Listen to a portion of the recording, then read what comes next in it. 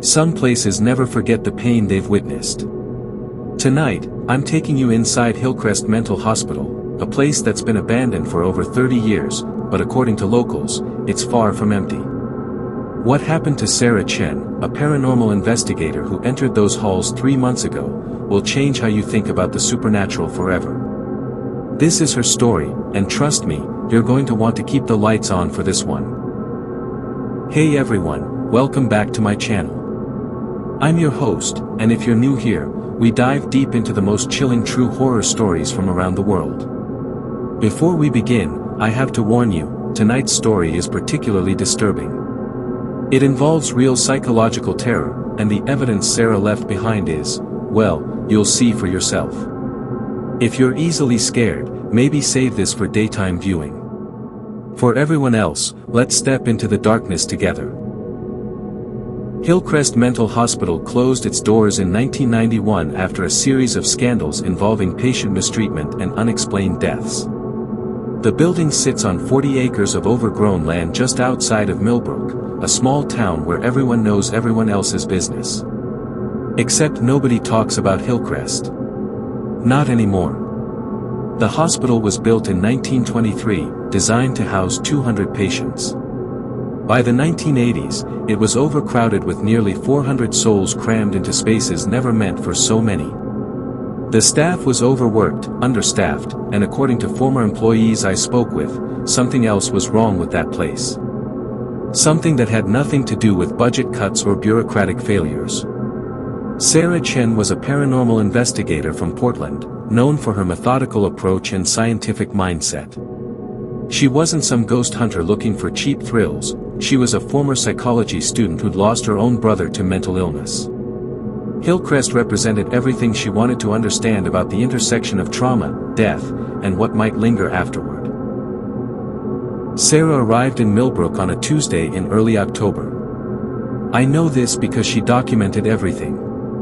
Her camera, her audio equipment, her detailed notes, all of it was found later, and what's recorded there defies any logical explanation. She spent 2 days interviewing locals before entering the hospital. Most people refused to talk, but she managed to speak with 3 former staff members. Each told her the same thing: the hospital's East Wing was where the worst things happened. Not just the documented abuse, but something else. Patients would be found in their rooms, catatonic, staring at the walls. When asked what they saw, they'd only whisper about the gray lady who walked the halls at night. Dr. Margaret Holbrook was the hospital's head psychiatrist from 1985 until it closed. She died in 1993, just 2 years after Hillcrest shut down. According to her personal notes, which Sarah somehow obtained, Dr. Holbrook had become obsessed with documenting what she called residual psychological imprints in the building's East Wing. On Thursday evening, Sarah entered Hillcrest alone.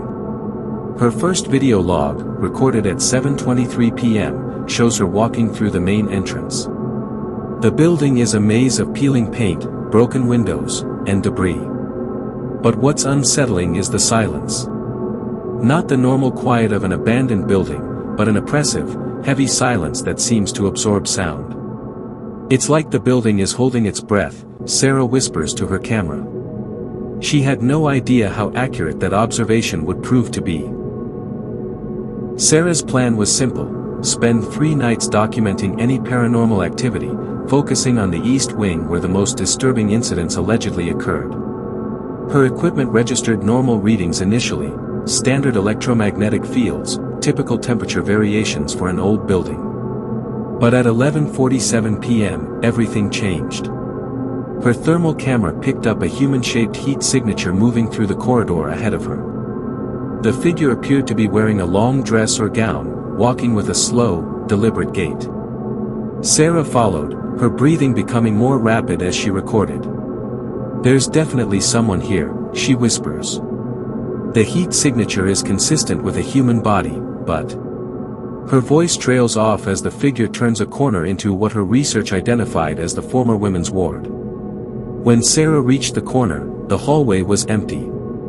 But her electromagnetic field detector was going crazy, registering massive spikes that shouldn't be possible. More disturbing was the audio she captured, a low humming sound, like someone singing a lullaby, but the melody was wrong, distorted, as if the voice itself was damaged.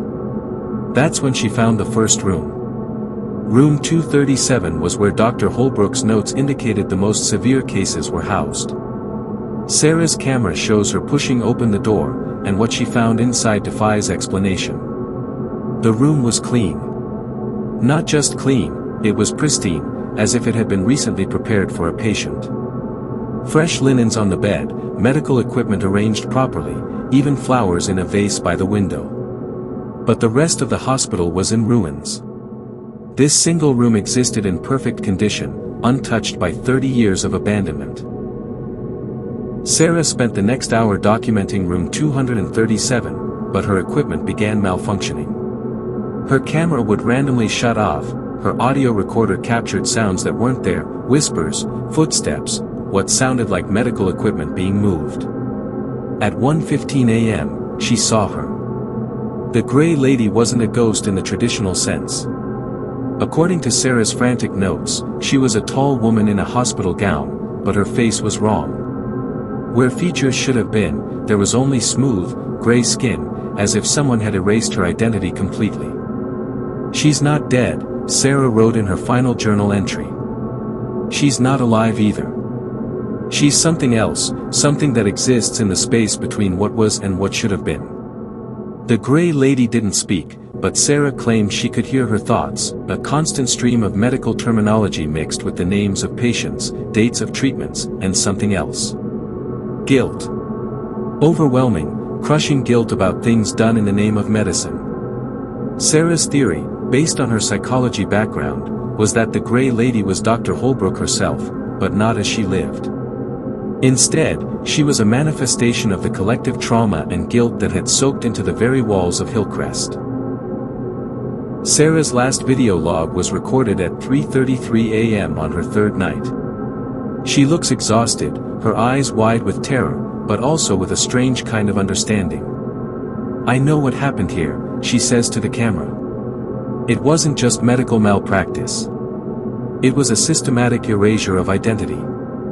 They didn't just treat mental illness, they tried to erase the parts of people that made them human. And now those erased pieces are still here, still trying to remember who they were."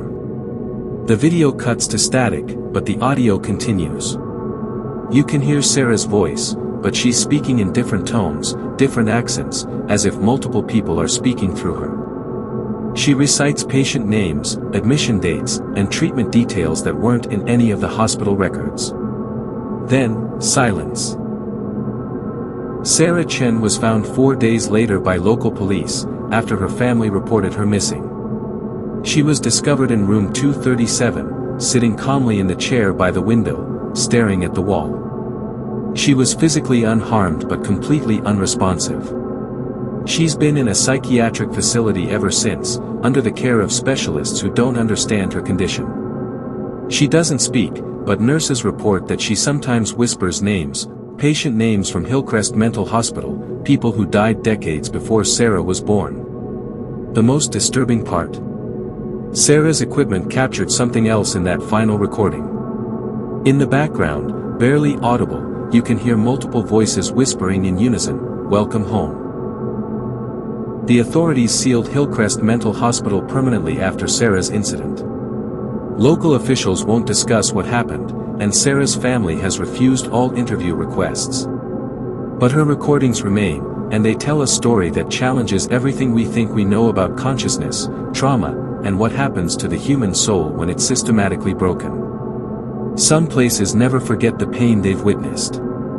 And sometimes, that pain is so profound that it creates something new, something that exists in the spaces between memory and reality, between the living and the dead. What do you think happened to Sarah Chen? Was she experiencing a psychological breakdown, or did she encounter something truly supernatural? Let me know in the comments, but maybe keep the lights on while you're typing.